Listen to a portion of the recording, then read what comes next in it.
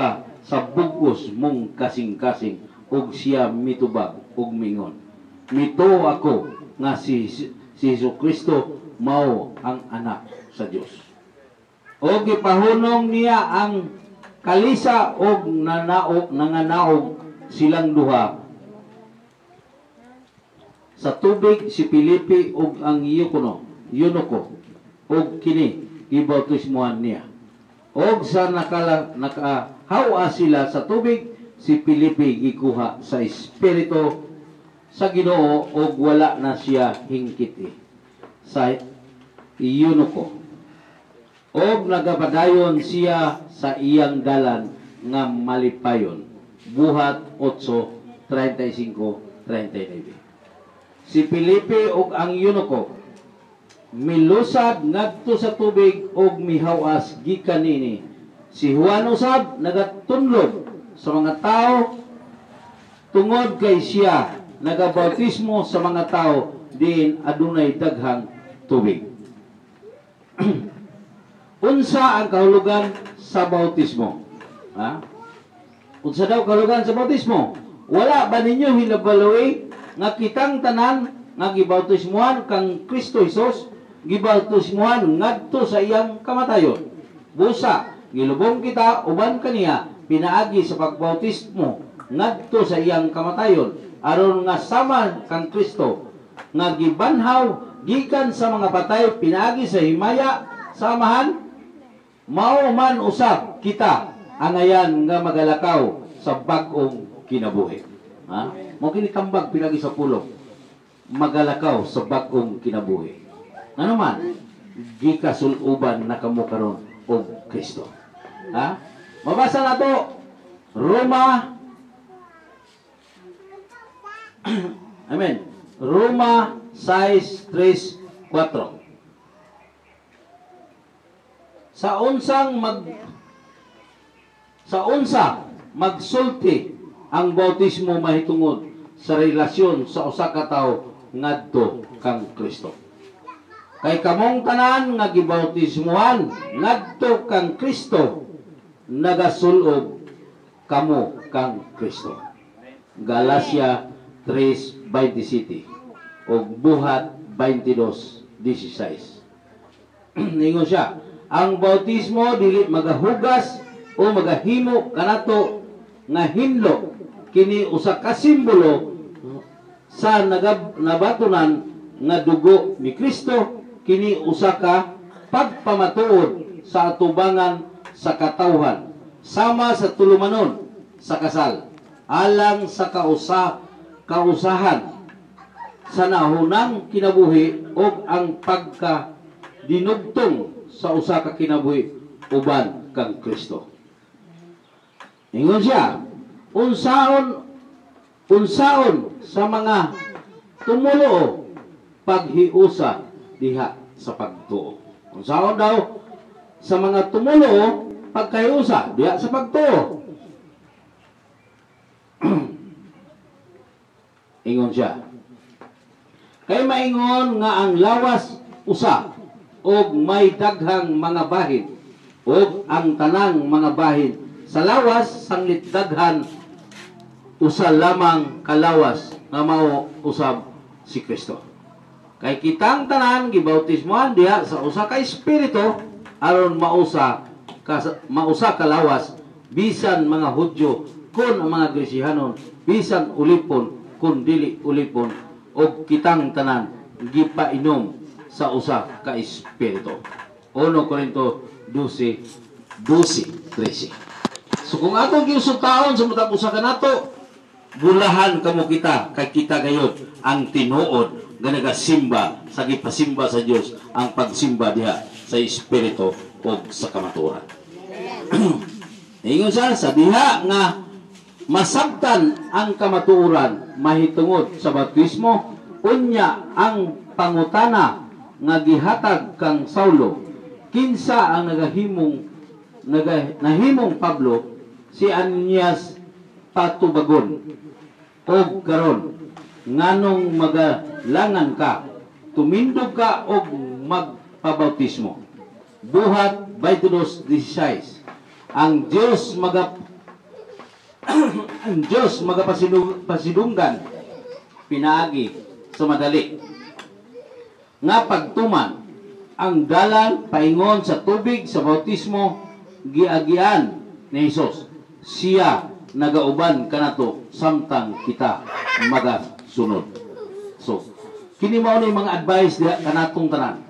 Nga kita gipasabot diha nato kung unsa ang bautismo nga atong nadawat, nga ang saad sa Espiritu Santo nga gigahatag diha sa Dios nimo natong tanan, nga ang buhat 2:38 pag hinulsol kamo, pabautismo kamo sa ngalan ni Ginoong Hesukristo para madawat ninyo ang gasa gamaong Espiritu Santo. Nadawat ba nato ang tanan ang Espiritu Santo gisaad sa Dios? Amen. Ha? O mo na siya inigon kang Timoteo si Pablo, giingnan ni Pablo si Timoteo, buhia ang gasa ganaa diha kanimo. Ha? So, patay ba ng gasa ha? Buhi. Yan ang ginabay sa ng buyon. Ha? Pinaagi sa pagbuhat. Eh kung dili na ito buhaton, mapil ba na ito? Ganaa siya buhi. Nasulod na ito. Kung dili na ito buhaton. So, kung saan na ito pagbuhat, masing mingon taga. Kanang yawa, pila na pag-abog. Ha? Pinaagi lang sa ngalan ni Jesus. Abubo na ko na. Dili. Ang tanan nga atong pagabuhaton, atong isanghid ngadto sa Ginoo. Ha? Ang Pilipos 4:6. Buhaton na to. Ug unsa man manlababan, o unsa man atong bago, isanghid nato sa Ginoo. Di kay diha na ta mananghid ug diha na ta mosinggit og Ginoo, tabangin taon may hapit na nahulog bangin. Ha? Mao na gagingog atong buhaton sa atong paglakaw, sa atong paglakang, sa atong pagmata, sa atong pagkatulog, iya ang tanan. So atong pasalamatan. Adlaw-adlaw tanan sa atong pagmata, ang Dios naghatag kanimo kanato og milagro. Ha? Ingon dito pilosopo, brad suka-suka do pagigog kitag milagros Ginoo. Wa pa daw si kitag milagros Ginoo. Karon kung wala ang milagro ang Ginoo maghatag nimo sa matag adlaw sa imong pagmata, kung kanang punuan sa labi di nakakita, disgrasya gyud ka. Ha? Pero ang Dios naghatag kanunay nato og hangin, kahayag, tanan sa tuwa. Ha? Usahay mahinomdom lang ang tao kung mabusog siya. Pasalamat nga dos Ginoo. Mahinomdom lang ang tao kung siya gibunala na o gikastigo. Angay ba nato ikasubo? Kanang sakit nga mudangat na to? Angay ba nato ikasubo kung sa'y mudangat na ka na to? Ang Hebreo 12 ayaw ikasubo ni ikasubo kung ikaw pagapagtunon, pantunon sa imong amahan. Kaya ang pagpanton sa imong amahan, pasalamati o ikalibay kini kay giangkon kaniya nga tinuod ganap. Ha? So, mo nagadili na to ang ngayan. Ya karon unsa naman mo karon? Ha? Unsa naman mo karon kani dawat sa baptismo, mituo sa baptismo? Yano pa mong tao? Kumingon ba ka? Tao ra man gugubran, bunga sa sala. Ha? Moingon ka na? Katong tao nga moingon siya ka, tao ra gugubran, bunga sa sala. Wala pa siya magpakadawat sa Espiritu ni Kristo. Amen. Apan ang tao ga iya ni Kristo, anak sa Dios. Amen. Ha? Di ka magkayong tao lang ka. Kay sa ikaw kag ibautismoan, ikaw ug ang Dios, anak na diha kanimo. Nan ikaw gamahanan diha ratubangan ni Kristo. Amen. Gamahanan. Ayaw ginagahom-gahom lang na mo. Sugod ka, inom ka ganting-ganting na. Una ka, kung ato yung basahon ug atong papahayagon ang pulong, si bisan kinsa ka pagkakutsaran sa Espiritu Santo, siya makadawat ugaw ug mamahimo saksi sa tibuok kalibutan diha kang Kristo. Amen.